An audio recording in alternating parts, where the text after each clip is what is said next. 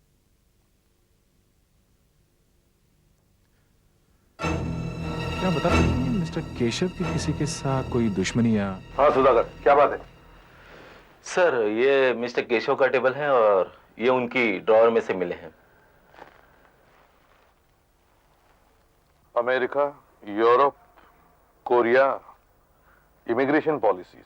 केशव क्या यहां जाकर रहने की सोच रहे थे? देखो और कुछ मिल रहा है क्या? नहीं, वो ज्यादा किसी के साथ बात ही नहीं करते थे। हाँ, एक आदमी है जिसकी मिस्टर केशव के साथ हमेशा ही अनबन रहती है। किसकी बात कर रही हैं? वो नायक साहब हैं। अभी कुछ दिन पहले ही उन दोनों में बहस हो रही थी। ये नायक है कौन? वो जो अंदर बैठे हैं वही है नायक साहब। हुई थी, बहस हुई थी, हमारी बहस हुई थी सर, लेकिन केशव को मारा नहीं है मैंने। किस बात पर बहस हुई थी तुम्हारी उसके साथ? सर एक छोटी सी बात थी, एक पब्लिसिटी ब्रोशर बनाना था। मुझसे देर हो गई, सबके सामने उसने मेरी बेइज्जती कर दी। मैंने भी कहा ये देख, ये कंपनी तेरे बाप की नहीं है, आगे से बात करनी है तो इज्जत से बात करना। थोड़ा सा सीनियर क्या हो गया, चर्बी चढ़ गई है तेरे को। ऐसा कहा तुमने अपने सीनियर मैनेजर से? Senior manager? अरे एक घटिया सा फोटोग्राफर जिसकी खींची हुई एक भी फोटो आज तक फोकस में नहीं आई, वो सीनियर मैनेजर बन गया। अरे साहब, विकास साहब ने तो उसे 6 महीने पहले नौकरी से निकाल दिया था, फिर 2 दिन के बाद पता नहीं क्या हुआ, वो आ गया, उसे प्रमोशन मिल गया, वो सीनियर मैनेजर बन गया। वो प्रमोशन मेरा था साहब, मेरा। हाँ, लेकिन उसके प्रमोशन की कोई तो वजह होगी। वजह? हाँ, वजह थी विकास साहब का दिमाग फिर गया था, दिमाग। या फिर कोई न कोई गड़बड़ थी साहब। गड़बड़ कैसी? अरे साहब, जब से विकास साहब ने उसे सीनियर मैनेजर बनाया था तब से उसके तेवर ही बदल गए थे।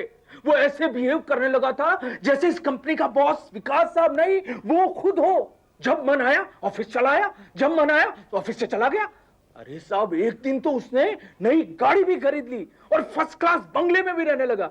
यहां तक कि कुछ दिनों पहले वो फॉरेन जाकर बसने की बात करने लगा था। आखिर ये पैसा आया कहां से? ये सब पैसा कहां से आया साहब? अरे साहब, जब हमें हर महीने तनख्वाह मिलती थी ना, हमें मिलती थी बाहर और केशव को मिलती थी अंदर साहब के केबिन में, और चेक के साथ साथ इतना कैश लेता था वो, इतना। ओह अच्छा, ठीक है। मैं कहा जब भी हमें और पूछताछ करने की जरूरत पड़ेगी हम आपको बुला लेंगे। अब आप जा सकते हैं। Thank you very much. चलिए।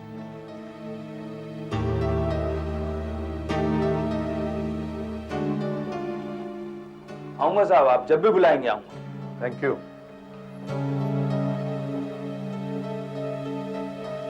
नायक बहुत नफरत करता है सर केशव से।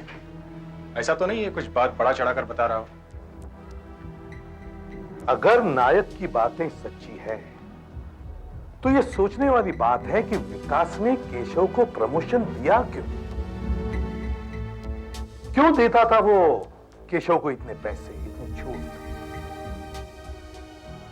हो सकता है केशव विकास की किसी बात या किसी राज को जानता हो।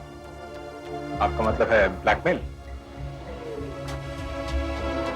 लेकिन वो क्या बात हो सकती है जिसकी वजह से केशव ने विकास को अपने चंगुल में फंसा रखा था?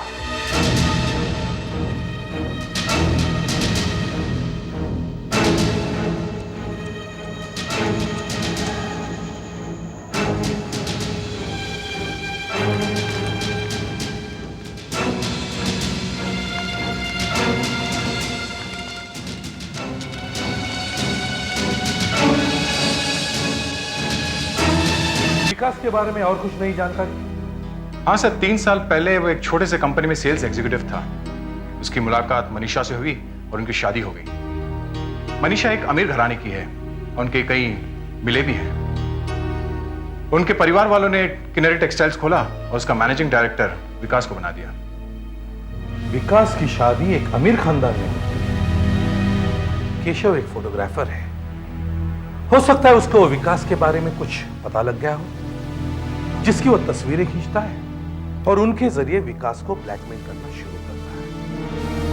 उसके चुप रहने की कीमत है प्रमोशन, पैसा।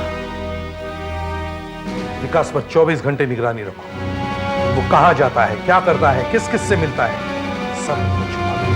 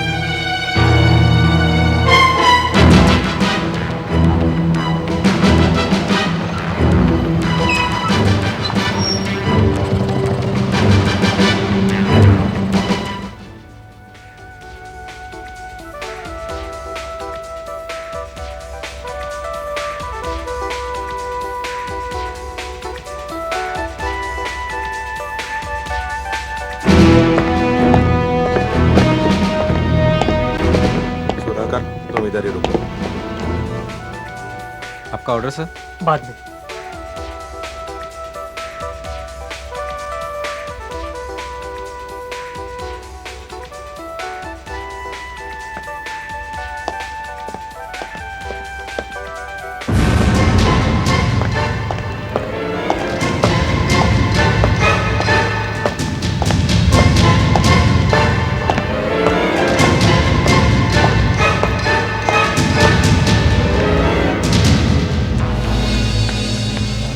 सुधाकर, तुम यहाँ ही रुको, ये किसी का इंतजार कर रहा है। हम रेस्टोरेंट में जाके बैठते, ठीक है?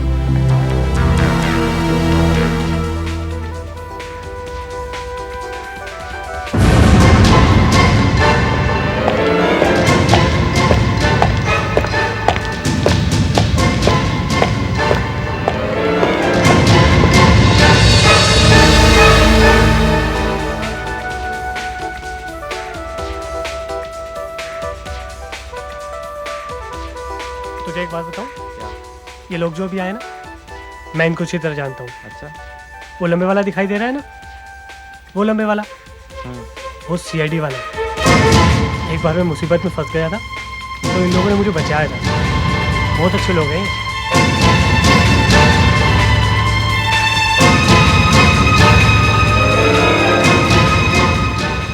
शायद उसने मैं देख लिया, देख रहा है वो इस तरफ।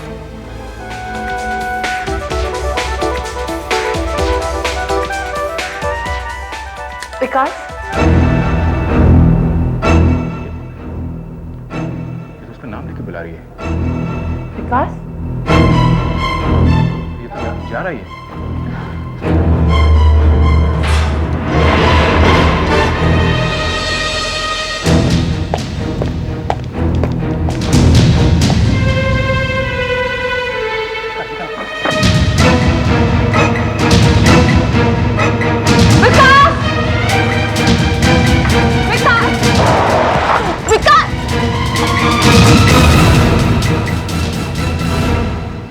विकास से मिलने आई थी?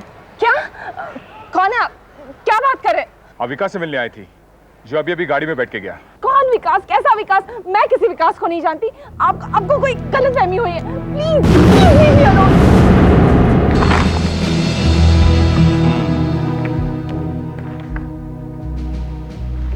रुक्कू के नाम चिट्ठियां विकास की लिखी हुई।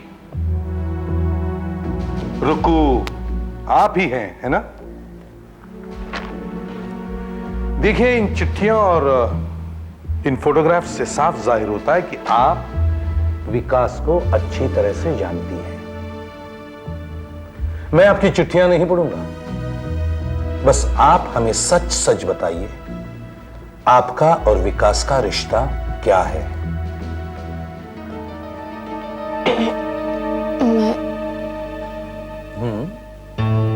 मैं विकास को किसी भी मुसीबत में नहीं डालना चाहती।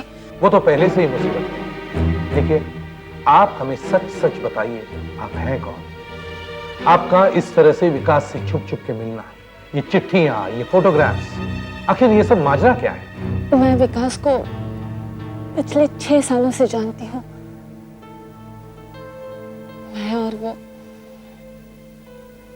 हम दोनों शादी करने वाले थे। और विकास की शादी हो गई मनीषा से। हाँ, मैंने जब ये खबर सुनी मैं पागल सी हो गई। कहाँ वो विकास जो मुझसे शादी के वादे किया करता था?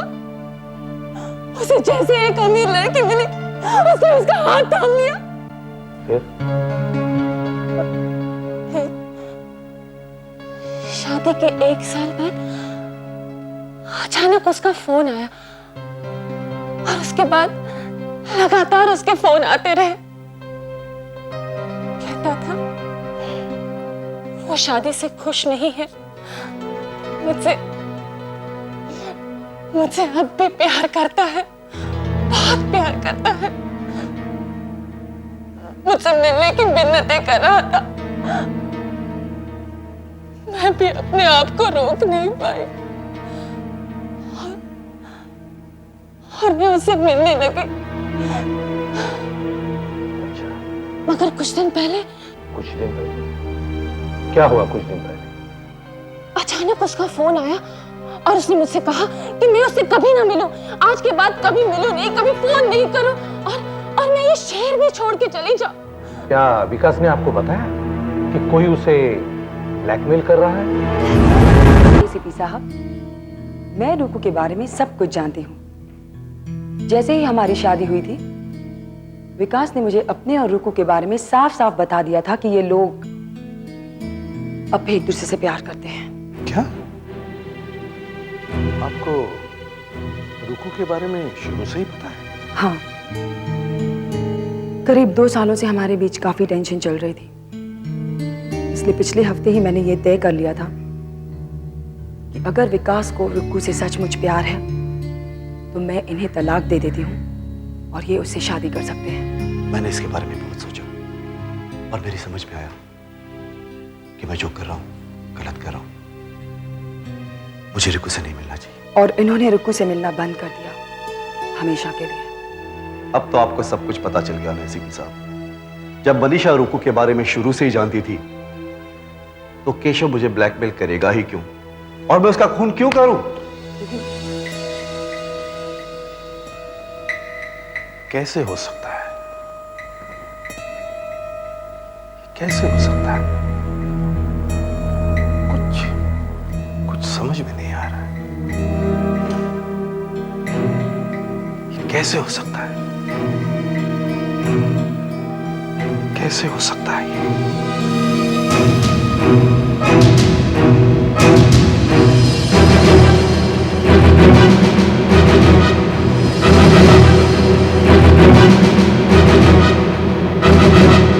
घर से मिली इन पुरानी मैगजीन्स का इन खूनों से क्या वास्ता? वास्ता है दया, ये मैगजीन्स ही तो वो सबूत है कि विकास झूठ बोल रहा है। सिर्फ यही नहीं बल्कि उसकी बीवी मनीषा वो भी झूठ बोल रही है उसे बचाने के लिए। इन मैगजीनों से यह साबित होता है कि विकास ही खूनी है। ये देखो, बिजनेस न्यूज, विदेशी अखबार। यह अखबार हमें केशव की लाश के पास मिला और ऐसा ही अखबार विकास के घर में था। ये देखो, नेशनल ज्योग्राफिक, इतनी पुरानी मैगजीन, 1978। इतनी ही पुरानी मैगजीन हमें विकास के घर में भी मिली। फिर भी सर, हम इसे पक्का सबूत तो नहीं मान सकते। विकास केशव के घर एक पुरानी मैगजीन लेके क्यों जाएगा? दया, सोचो, तुम केशव हो और मैं विकास। तुम बहुत देर से मुझे ब्लैकमेल करते आए हो। एक दिन तंग आकर मैं तुमसे कहता हूं कि भैया ये रोज की झंझट छोड़ दे, तुझे जितने पैसे चाहिए मैं देने को तैयार हूं, 5 लाख, 6 लाख, 7 लाख, 8 लाख, लेकिन वो चीजें मुझे वापस दे जिससे तू मुझे ब्लैकमेल करते आ रहा है। अब मैं सोचता हूं कि सारे पैसे लेकर ऑस्ट्रेलिया या न्यूजीलैंड जाकर वहीं बच जाऊं। और तुम उन देशों के बारे में मैगजीन्स पढ़ते हो, अखबार पढ़ते हो। तुम्हारी मुलाकात एक ऐसे आदमी से होती है जो तुम्हें हिंदुस्तानी रुपयों के बदले डॉलर्स देने को तैयार है, और तुम फॉरेन जाने की तैयारियां शुरू करते हो। अब इस बैग को लेकर मैं तुम्हारे पास आता हूं। तुम ये बैग ले लेते हो, तुम्हें लगता है कि इसमें पैसे भरे हुए हैं, और उसके बदले में तुम मुझे वो फोटोग्राफ्स,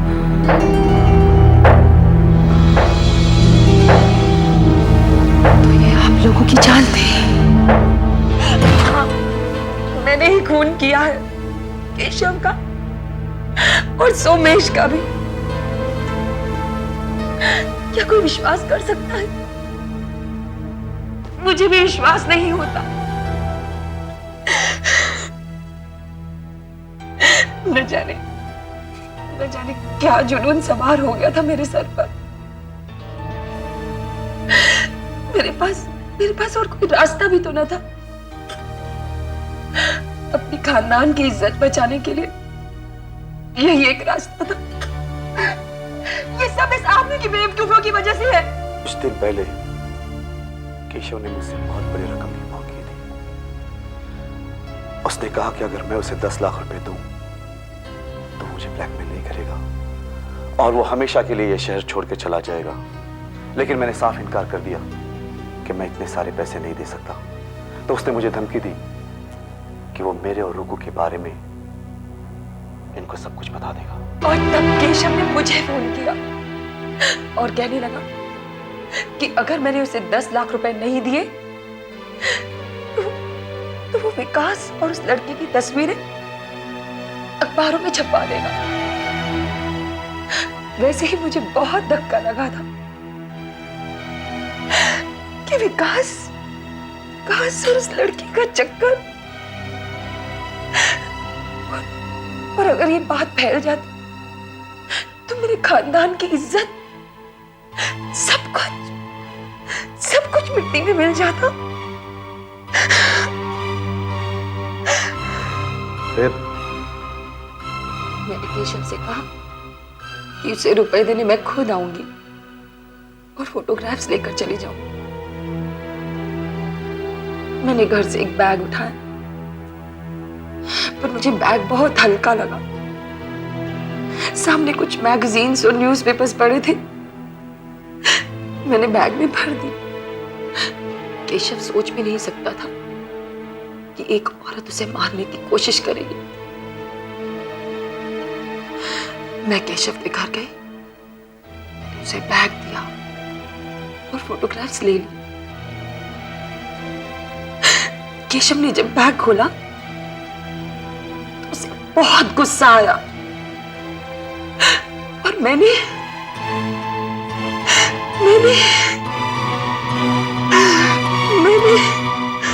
इसे गोली मार दी। मगर सोमेश उसी वक्त वहां पहुंच गया और इसलिए आपको उसे भी मारना पड़ा। सोमेश केशव के घर अपना जैकेट छोड़कर भागा। उसके ड्राइविंग लाइसेंस से मुझे उसकी एड्रेस का पता चला। मैं उसके घर गई तो वो पुलिस से फोन पर बातें कर रहा था। मैंने फोन की तार खींची और उसे एक सुसाइड नोट लिखा और फिर मैंने उसे भी मार दिया।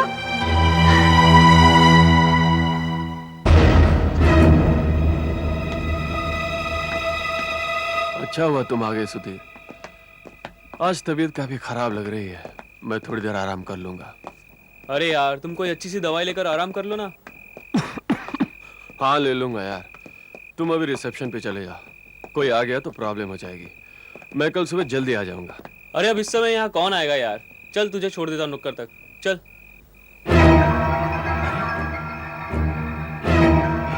ये कौन पड़ा है?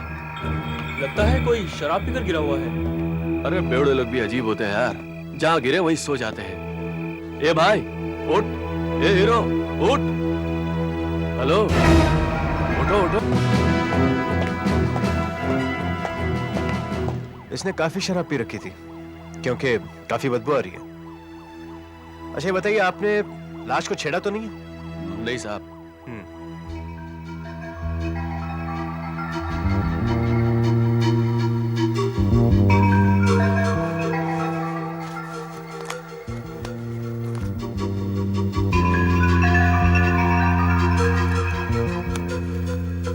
काफी सारे रुपए हैं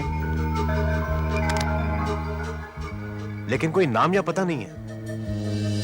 आप ही ने हमें बुलाया था ना? जी हाँ साहब। मैं इस टूरिस्ट लॉज का रिसेप्शनिस्ट हूँ साहब। यह आदमी आप ही के होटल का गेस्ट था ना? जी हाँ साहब। मिस्टर सतीश राठौड़, कमरा नंबर 202। ये साहब सेकंड फ्लोर पर रहता था, दूसरे माले पर। माइकल, फोटोग्राफर बुलवाओ और यहाँ के सारे फोटोग्राफ्स ले लो, बिल्डिंग के भी। Okay sir. अरे डॉक्टर साहब, कैसे हैं आप? हाय। बस सब आप ही चेक कीजिए, सुपरफिशियल एग्जामिनेशन से क्या पता चलता है बॉडी के बारे में। आशा, तुम मेरे साथ हो, आप भी प्लीज चलिए हमारे साथ।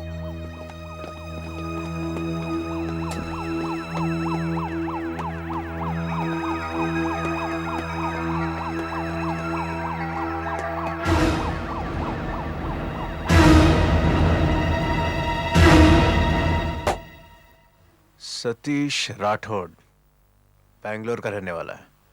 पूरा एड्रेस नहीं लिखवाया आपने? नहीं साहब, हम लोग एड्रेस लिखाने पर जोर नहीं देते साहब, क्योंकि कभी हमारे साथ ऐसा हुआ नहीं साहब। पिछले 18 साल से ये होटल है साहब, लेकिन आज तक किसी ने आत्महत्या नहीं की। एक मिनट, ये हत्या है या आत्महत्या हम पता लगाएंगे। आप पहले सिर्फ ये बताइए कि ये आदमी होटल में आया कब था? आज ही आया था, दोपहर को। उस वक्त आप ही ड्यूटी पर थे? जी हाँ साहब, मेरी ड्यूटी 12 बजे शुरू होती है, वो करीब 2 बजे आया था साहब। आप मिस्टर राठौर का कमरा दिखाइए। आइए साहब। सुधाकर, लॉज में जितने भी गेस्ट हैं उनसे पूछताछ करो, किसी ने कोई आवाज सुनी या नहीं। सर, इस तरफ साहब,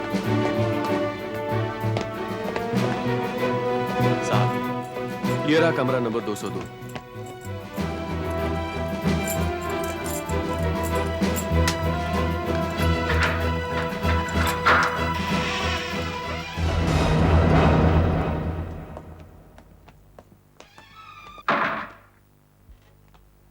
यहाँ किसी भी चीज को छुआ या छेड़ा तो नहीं है ना? बिल्कुल नहीं साहब, लाश मिलने के बाद मैं यहाँ पहली बार आ रहा हूँ।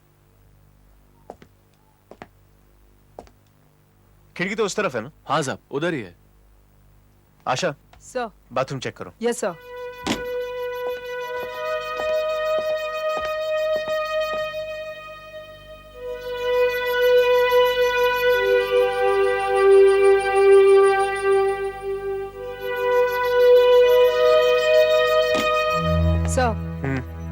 सर, बाथरूम में कुछ नहीं मिला सर। ओके।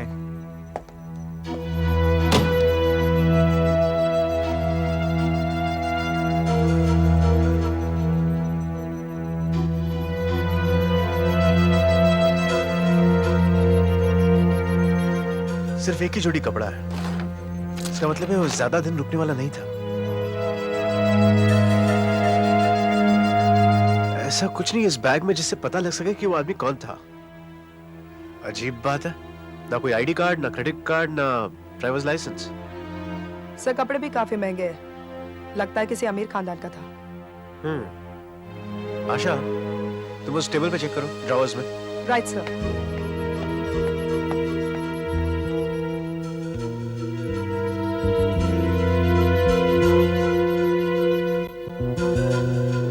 लिपस्टिक, यहाँ पर कोई लड़की आई थी? देखिए, इस ग्लास पर लिपस्टिक के निशान है। लड़की?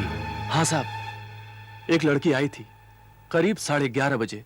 राठौड़ साहब उसी का इंतजार कर रहे थे। राठौड़ साहब ने रिसेप्शन पर कह रखा था कि अगर कोई लड़की उनसे मिलने आए तो उसे कमरे में भेज देना। अच्छा, कौन थी वो लड़की?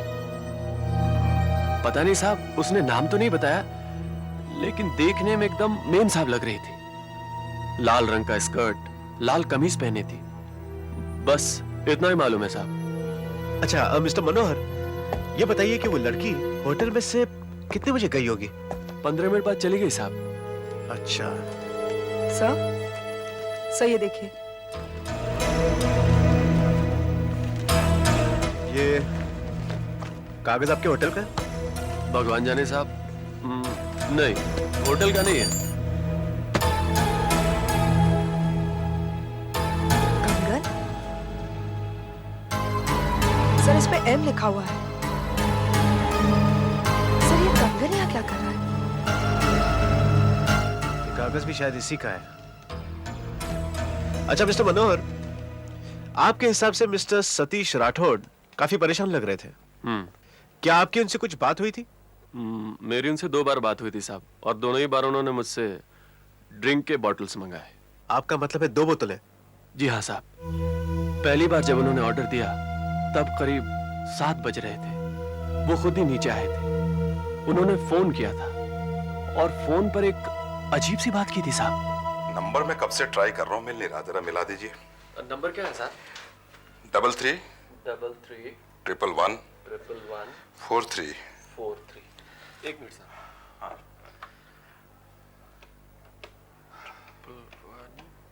43। ये लीजिए सर। हाँ बिल जा रही है सर।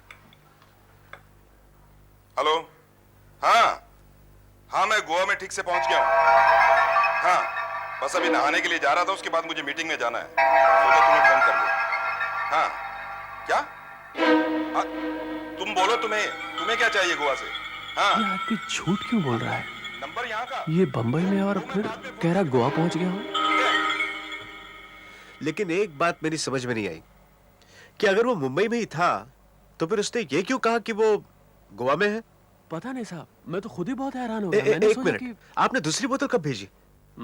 करीब 10:30 बजे। 10:30 बजे? यानी कि 7 से लेकर 10:30 बजे तक मिस्टर राठौड़ ने शराब की एक पूरी बोतल पी ली और उसके बाद उन्होंने एक और बोतल मंगाई, राइट? हाँ मैडम, और जब मैं बोतल लेकर अंदर गया तो वो फोन पर किसी से चिल्ला चिल्ला कर बातें कर रहे थे। बहुत चिल्ला रहे थे वो। तुमने बातें सुनी? क्या बात कर रहे थे वो? क्या बातें हुई ये तो मुझे नहीं पता चला, लेकिन वो किसी विलास नाम के आदमी से बातें कर रहे थे। फिर मुझे वहां रुकना ठीक नहीं लगा, मैंने बोतल रख दी और नीचे चला गया। और फिर साहब करीब 11:30 बजे वो लाल कपड़े वाली मेम साहब आ गई। बस मुझे इतना ही मालूम है। लाल ड्रेस में एक लड़की, ग्लास पर लिपस्टिक का निशान, किसी विलास नाम के आदमी के साथ फोन पर बहस, एक कंगन जिसके ऊपर M का निशान। कहीं ये कंगन उस लड़की का तो नहीं? कहीं वो लड़की खूनी तो नहीं?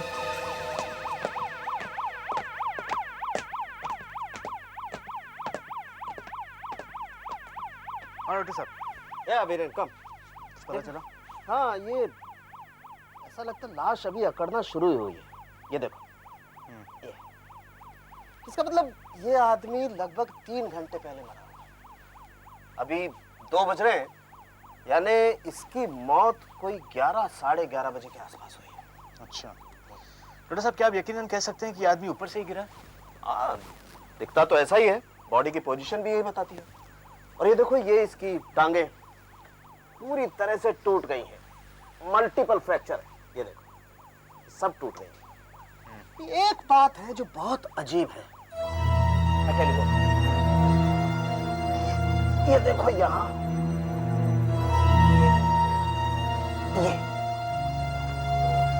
ये देखो, ये इसकी गर्दन के नीचे ये चोट का निशान देख रहे हो? इस निशान को देखने से पता लगता है जैसे इस आदमी को किसी ने किसी हथियार से मारा है। एक मिनट डॉक्टर साहब, क्या ऐसा हो सकता है कि गिरते वक्त उसकी गर्दन खिड़की से या किसी और चीज से टकराई हो? हाँ, ये भी हो सकता है। बहरहाल अभी तो मैं इस लाश को पोस्टमार्टम के लिए ले जाता हूँ और ये भी स्टडी कर लेता हूँ कि आखिर ये गिरा कैसे। लेकिन ये पता कैसे चलेगा? उसके लिए तो किसी को ऊपर से गिराना पड़ेगा, तभी पता लग सकेगा। किसी को गिराना पड़ेगा? डमी।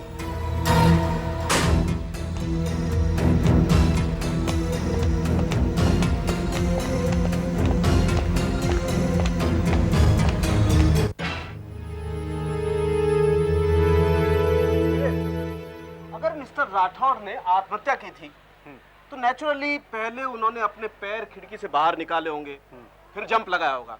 जैसे, एक minute Sudhakar. Sir I am ready.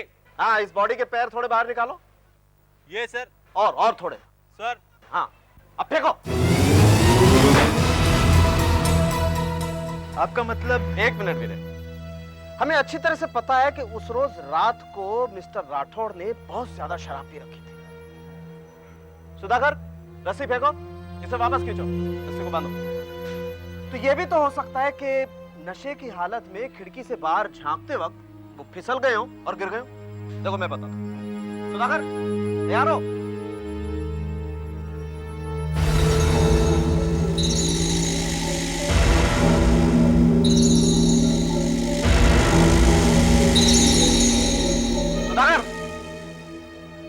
इसको बाहर निकालो, ऐसे जैसे कोई बाहर खिड़की से देखता है।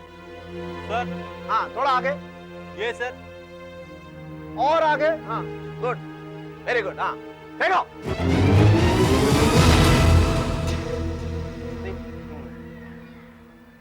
इसका मतलब साफ है कि ये किसी भी तरह से गिरे।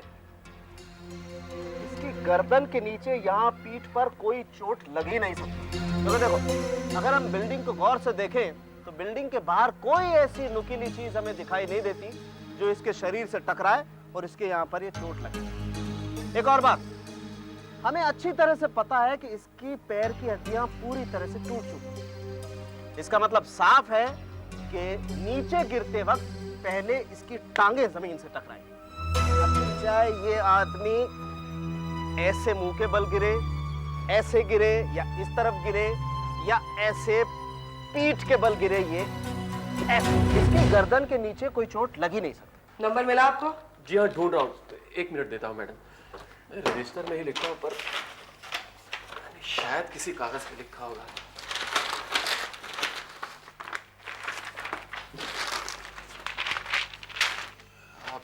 जी हाँ, मिल गया, ये रहा वो नंबर। 331143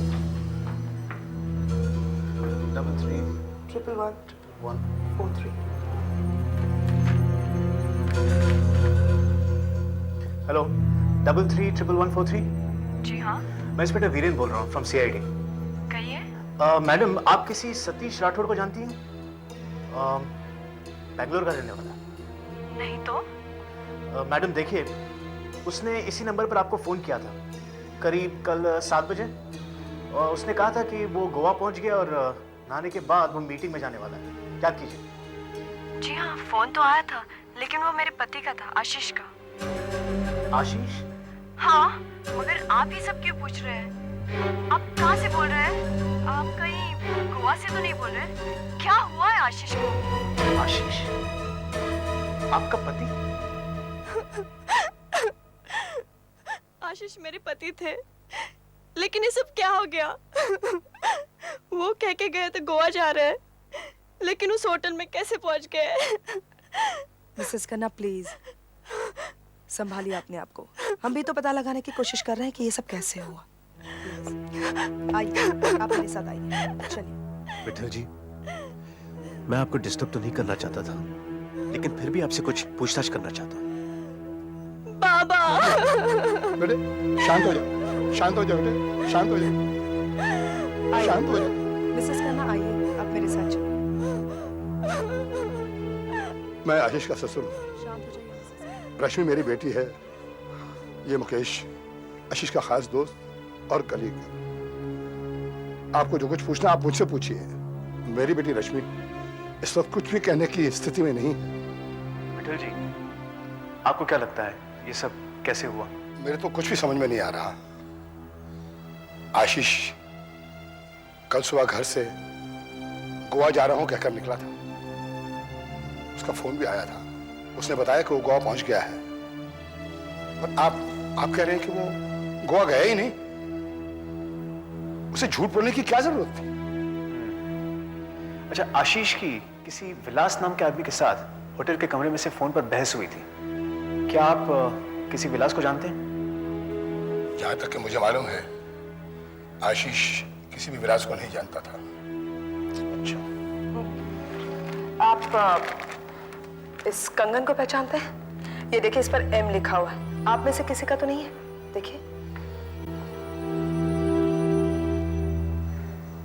मेरा ख्याल है मैंने इसे पहले कभी नहीं देखा। आप देखिए।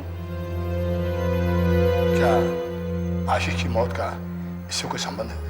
देखिए, हम भी यही पता लगाने की कोशिश कर रहे हैं। एक और बात, आशीष के कमरे के डस्टबिन में से हमें यह कागज मिला है। क्या आप इसे पहचानते हैं? जरा बताइए। जी हाँ, इन कागजों में हम हीरे लपेटते हैं। हीरे? हाँ, हम हीरे एक्सपोर्ट करते हैं।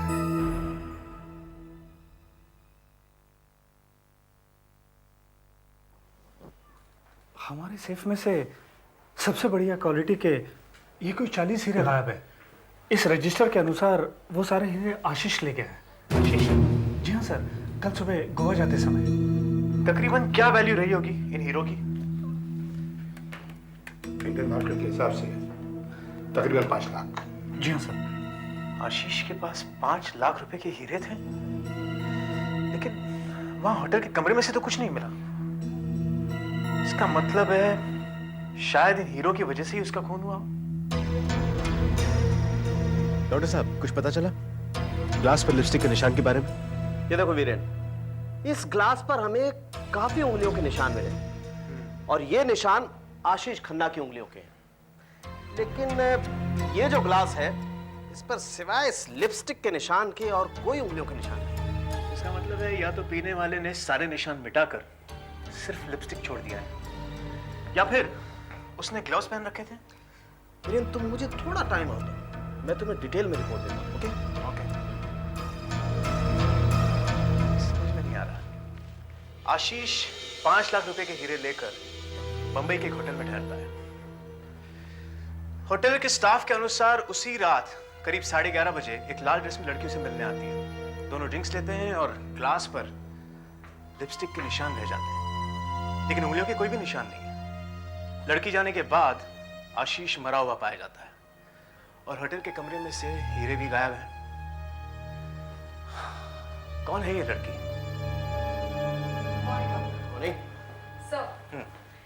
सर ये है मिस्टर मेहता, ज्वेलरी एक्सपर्ट।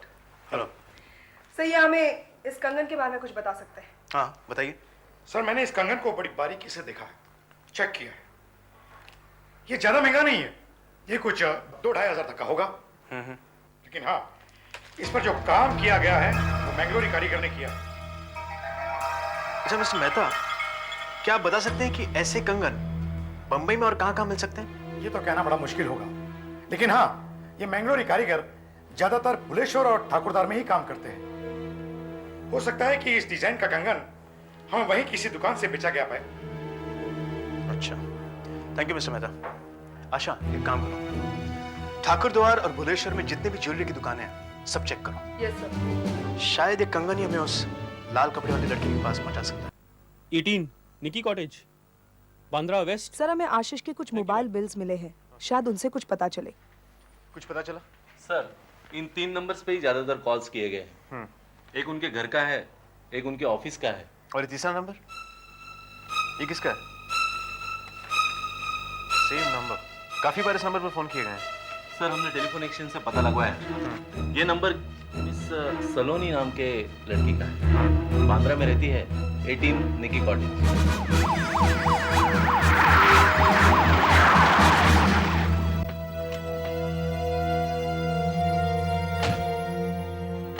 घर तो यही है।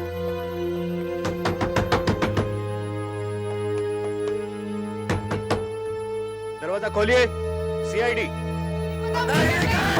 वरना जिंदा रिश्ता कर। माइकल तू यही रहो।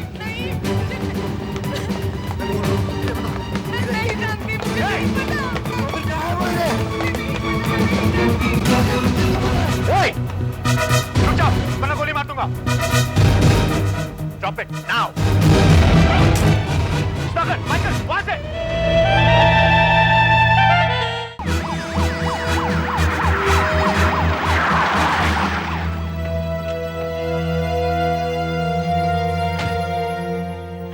घर तो यही है।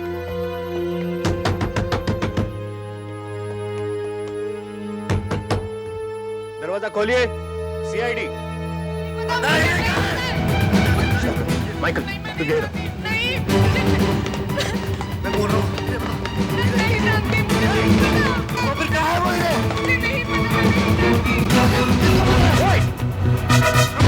गोली मार दूंगा।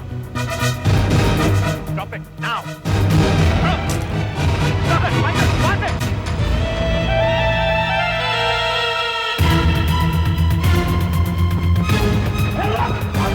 गोली मत मारना, गोली मत मारना। जीप ले चलो, कम ऑन मूव, चलिए जल्दी। लेकिन कहाँ ले जा रही हो मुझे? CID bureau. क्यों? वहाँ चलकर सब पता चल जाएगा। मैंने कुछ भी नहीं किया। मैंने कहा ना आपको पता चल जाएगा। सर यही वो लाल कपड़े वाली लड़की है सर, ये देखिए। तो आखिर आपने देखी? तो वो लाल कपड़ों वाली आप ही हैं मिस सलोनी? जो आशीष को मिलने टूरिस्ट लॉज पर गई थी? ये कौन है? ये मेरे मंगेतर हैं प्रकाश। मंगेतर? स्ट्रेंज। और इन्होंने आपको मारने की कोशिश की? मैं आपको सब कुछ बताती हूँ, लेकिन प्लीज प्लीज मुझे इससे बचा लीजिए। ये एकदम पागल हो गया है। पागल हो गया। मिस्टर प्रकाश, आप सीआईडी हेडक्वार्टर्स में बैठ जाइए। मिस सलोनी, आप हमें यह बताइए कि आप आशीष को मिलने उसके कमरे पे क्यों गई थी और आपने आशीष का खून क्यों किया? खून? नहीं नहीं, मैंने आशीष का खून नहीं किया। प्लीज प्लीज मेरा विश्वास कीजिए। मैं आपको सब कुछ बताती हूँ। तो फिर बताइए। मैं आशीष से एक होटल में मिली थी। मुझे मालूम पड़ा कि आशीष एक बहुत ही अमीर आदमी है और शादीशुदा भी। मैंने ये सब आके प्रकाश को बता दिया। हमने आशीष को ब्लैकमेल करने का एक प्लान बनाया। बस फिर मैं आशीष से रोज मिलने लगी और अक्सर उससे फोन पे बात भी किया करती थी। आशीष ने मुझे कई खत लिखे और प्लान के मुताबिक हमने आशीष से 5 लाख रुपए मांगे और कहा कि अगर उसने हमें वो रुपए नहीं दिए तो वो सारे खत हम उसकी बीवी तक पहुंचा देंगे। और फिर आशीष डर गया। हमने आशीष से सारा रुपया एक ही साथ मांगा। हमारे कहने पे ही आशीष उस टूरिस्ट लॉज में 5 लाख के हीरे लेकर आया था। और उसके बाद आप और प्रकाश दोनों टूरिस्ट लॉज हीरे लेने गए। प्रकाश मेरे साथ नहीं था क्योंकि हाल ही में वो 3 साल की सजा काट के आया है और दोबारा वो रिस्क लेना नहीं चाहता था। इसीलिए आशीष से मिलने मैं अकेली ही उस टूरिस्ट लॉज में चली गई।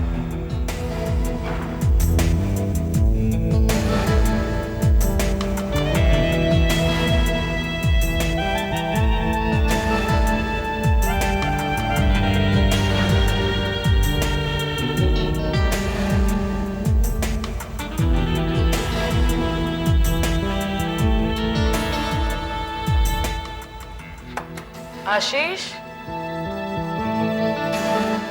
आशीष, आशीष, क्या तुम अंदर हो? आशीष,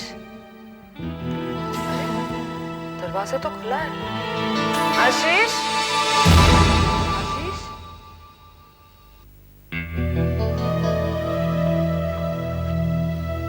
आशीष, आशीष उठो। आशीष, लगता है बहुत पी लिया। आशीष, आशीष गेट अप। आशीष, ये तो मर गया।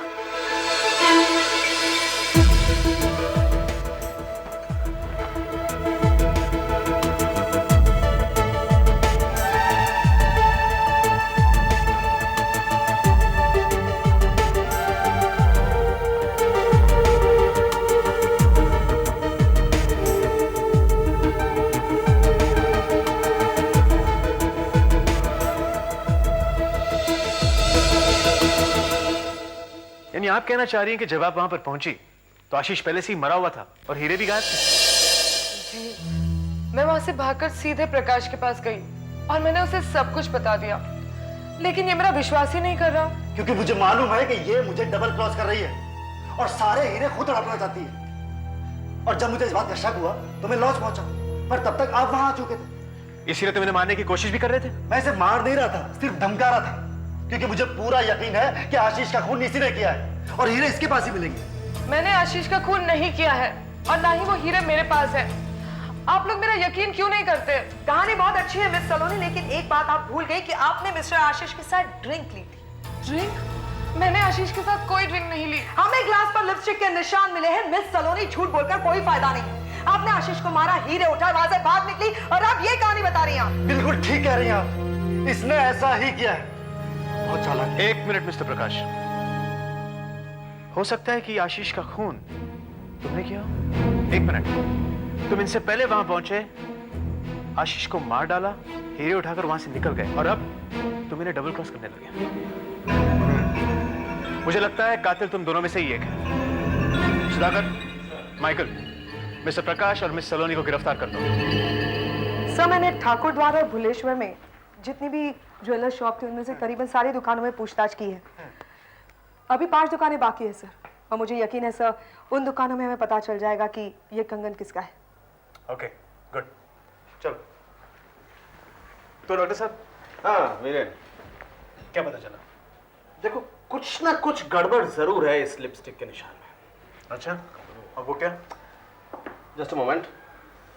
आशा, जरा लिपस्टिक अपने होठों से लगा। कम ऑन, लगाओ, मुझे कुछ देखना है।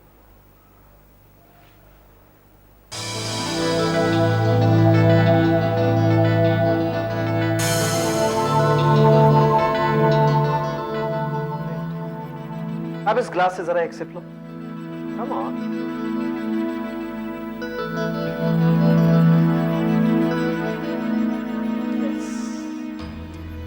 मेरा अंदाजा बिल्कुल सही था। देखो वीरेन, जैसे हम किसी चीज को अपनी उंगलियों से छूते हैं और उंगलियों के कुछ खास निशान उस चीज पर लग जाते हैं, वैसे ही होठों के भी खास निशान लग जाते हैं। ये देखो, ये आशा ने अपने होठों से इस गिलास से सिप लिया और अपने निचले होठ का ये मार्क यहां छोड़ दिया, ये निशान। अब इस ग्लास को देखो, ये जो हमें होटल के उस कमरे से मिला था, यहां पर इस लिपस्टिक में कोई खास निशान नहीं है, कोई होठ का निशान नहीं है। ऐसा लगता है जैसे किसी ने इसे मुंह नहीं लगाया, बस सिर्फ उंगलियों से लिपस्टिक का एक निशान बना दिया, हमें धोखा देने के लिए। खैर, अब हमें देखना यह है कि इस कंगन से हमें क्या पता चलता है।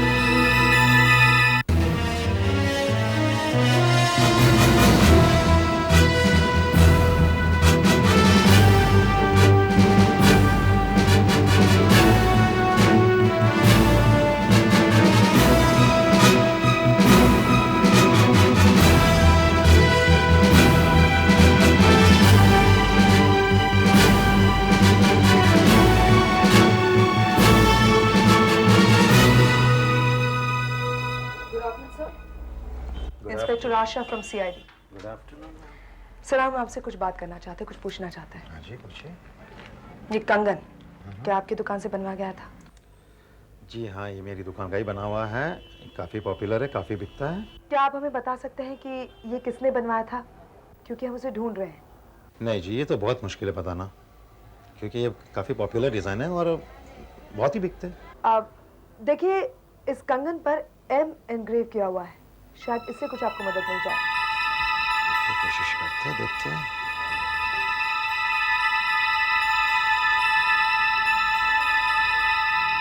हाँ जी, शायद कुछ पता चल सकता है।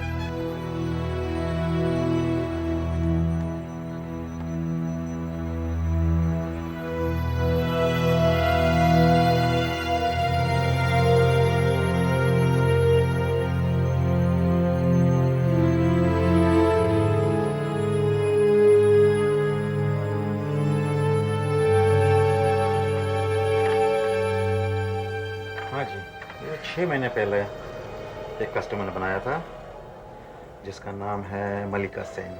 मलिका सेन? ये नाम अब तक तो आया नहीं। एड्रेस है क्या? जी नहीं, एड्रेस तो नहीं है, क्योंकि वो खुद आए थे अपना डिलीवरी के लिए।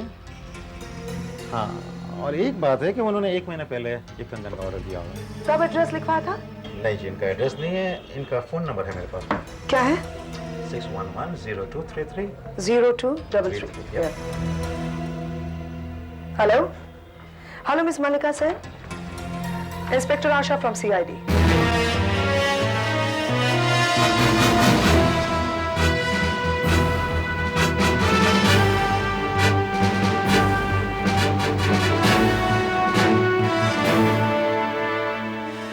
Please come in. बैठिए। मिस मलिका। यस। क्या ये कंगन आपका है? ध्यान से देखिए, इस पर M अल्फाबेट छपा हुआ है। ये तो मेरा ही है। ये आपको कहाँ से मिला? देखिए, आप हमें सिर्फ ये बताइए कि क्या आप किसी आशीष खन्ना को जानती हैं? आशीष खन्ना? मैं किसी आशीष खन्ना को नहीं जानती। क्या ये उनको मिला था? जी नहीं, हमें ये कंगन आशीष खन्ना के होटल के कमरे में से मिला। उससे आशीष खन्ना का खून हो गया। खून? मैं कुछ समझी नहीं। देखिए, मैं नहीं जानती ये वहां कैसे पहुंचा। मुझसे ये 6 महीने पहले ही खो गया था। 6 महीने पहले? जी हाँ, मैं और मेरे पति करीब 6 महीने पहले ही मुंबई आए थे। ये कंगन मैंने उसी वक्त बनवा लिया था, पर कुछ दिनों बाद ही वो मुझसे कहीं खो गया। क्या मतलब खो गया? लेकिन 1 महीने पहले ही मैंने एक और ऐसा ही कंगन बनवा लिया था। हमारे पास तब घर भी नहीं था। हम एक होटल में ठहरे हुए थे। हम हर रोज फ्लैट्स देखने इधर उधर जाया करते थे। बस तभी ये मुझसे कहीं खो गया होगा। 1 मिनट, आपने अभी भी कहा कि आप एक होटल में ठहरे हुए हैं। कौन से होटल में? Hotel tourist laws. Tourist laws. आप होटल में कौन से कमरे में ठहरे? सेकंड फ्लोर के कमरा नंबर 202 में तो नहीं? नहीं नहीं, हम तो ग्राउंड फ्लोर पर थे। पर आप ये सब क्यों पूछ रहे हैं? और ये मेरा कंगन? देखिए, आपका कंगन आपको वापस मिल जाएगा। फिलहाल आप जा सकती हैं। Thank you very much. Michael, please आइए।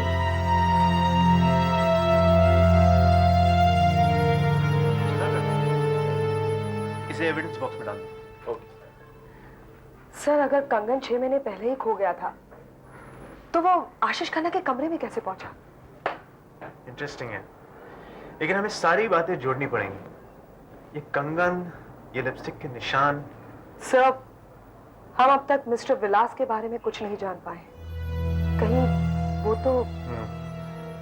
आशा, सोचो, एक बच्चा एक रोज स्कूल नहीं जाता है, मतलब स्कूल से छुट्टी मारता है, ऐसे। अब अगले दिन वो टीचर से या तो ये बहाना बना सकता है कि उसे बुखार था, जो टीचर मान लेगी, या फिर वो ये कह सकता है कि उसका कोई रिश्तेदार मर गया था, जो टीचर मान लेगी। लेकिन अगर वो ये कहता है कि उसे बुखार भी था और उसका रिश्तेदार भी मर गया था, तो टीचर को यकीनन मालूम हो जाएगा कि वो झूठ बोल रहा है। मतलब मेरे ख्याल से मैं जानता हूं कि ये विलास कौन है। Hurry up.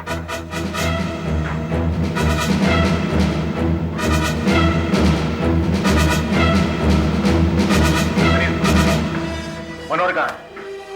ऊपर। Move fast.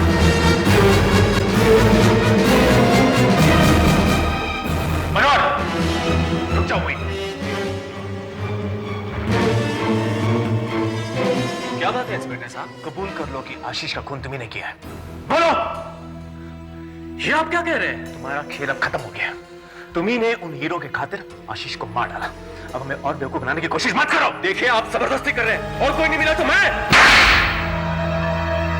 हाँ, मैंने उसे मारा है, मैंने उसे मारा है। ये समझ जाने में हो गया साहब, गलती से हो गया। सच सच बताओ, उस रात क्या हुआ? जब मैंने उसे ये कहते हुए सुना कि वो गोवा से बोल रहा है, तभी मुझे लगा कि दाल में कुछ काला है, और मैंने देखा वो काफी परेशान सा लग रहा है। वो शराब की एक पूरी बोतल पी गया साहब, और फिर दूसरी मांगने लगा मुझसे। दूसरी बोतल लेकर मैं उसके कमरे में गया।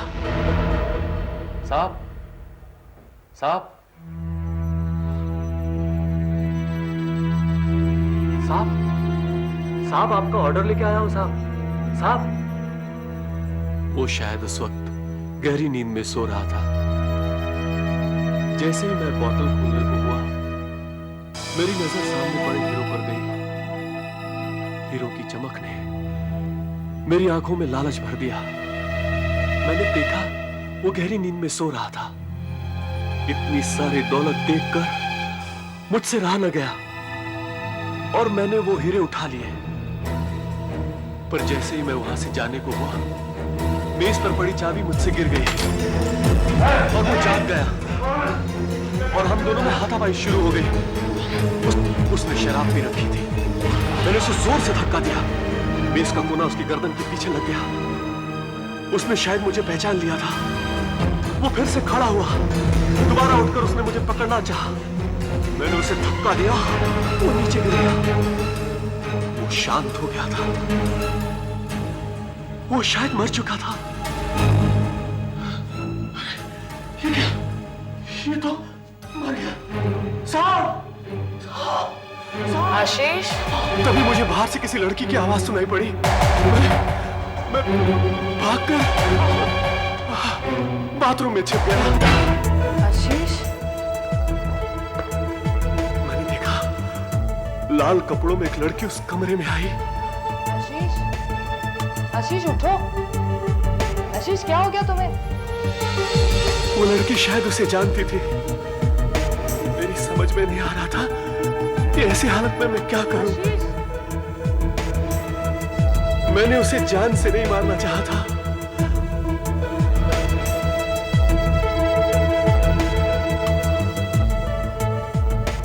ये तो मर गया। वो हीरे? शायद उसे हीरो के बारे में पता था। वो हीरे ढूंढने लगी, लेकिन उसे हीरे नहीं मिले। उसने सारा कमरा छान मारा। वो शायद वहां पर हीरे लेने ही आई थी। हीरे तो मेरे पास थे। मैं अंदर से सब कुछ देखता रहा। उस लड़की को लगा कि वो कहीं किसी चक्कर में न फंस जाए, इसलिए वो वहां से चुपचाप चली गई। मैं बाथरूम से बाहर आया और मैंने उसकी लाश को उठाकर खिड़की से बाहर फेंक दिया। मैं दौड़कर लॉबी में गया। वहां हमारे गेस्ट लोगों का वो सामान पड़ा है जो रूम्स में भूल जाते हैं। मैंने वहां से एक लाल लिपस्टिक और एक कंगन उठाया। और फिर वही लाल लिपस्टिक तुमने ग्लास पर लगाई और ग्लास में विस्की डाल दी। जी हाँ, और वो कंगन मैंने वहां फेंक दिया ताकि पुलिस को मिल जाए। और फिर तुमने उस लाश को वहां से घसीटकर खिड़की से नीचे फेंक दिया। मैंने सोचा कि पुलिस को लगे कि आत्महत्या है या फिर एक्सीडेंट, और अगर किसी तरह पुलिस को पता चल जाता है कि वो खून है तो सारा शक उस लाल ड्रेस वाली लड़की पर, मुझ पर नहीं। लेकिन फिर भी तुम पकड़े गए। मनोहर, तुम्हारी बदकिस्मती से तुमने जो सबूत छोड़े वही सबूत हमारे काम आए। वो लिपस्टिक, वो कंगन और विलास, जो आदमी ना है ना कभी था।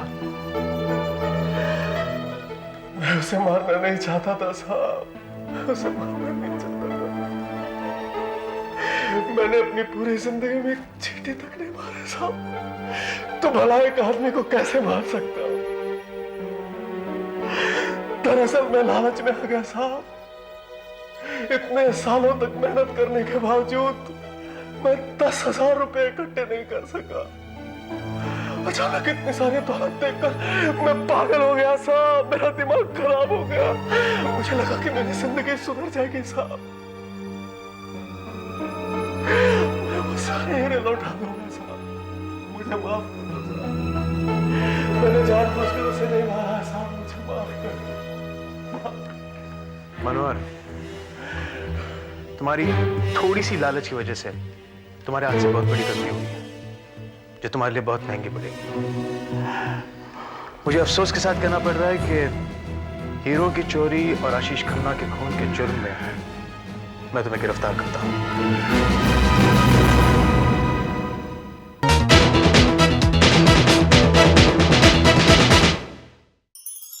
ऐसे और भी मजेदार वीडियो के लिए हमारे चैनल को लाइक, शेयर और सब्सक्राइब करें।